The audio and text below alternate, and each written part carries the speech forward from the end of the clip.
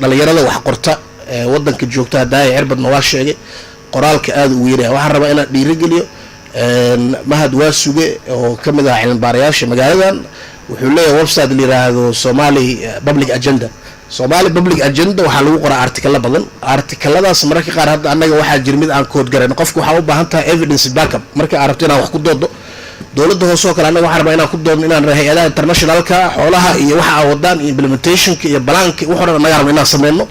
laakiin haddana waxa u baahan tahay scientific evidence u baahan tahay mararka qaar marka waxaan ku faraxsanahay article ay qoreen Somali Public Agenda oo la yiraahdo why local government matters dawladda hoose in la empower gareeyo shaqooyinka heer kore inaysan ka socon karin laakiin waxa loo yaqaano bottom up approach inay muhiim u tahay article badan ay qoraan in lagu xirnaado mararka qaar waxaan rabaa language problem inuu idinka laftikiin ma arkin haddii rabto xataa cilmi baarista luqadaada hooyo ku sameey adiga laftirkaaga ku anfacaysa adduunkana waa la turjumaa haddii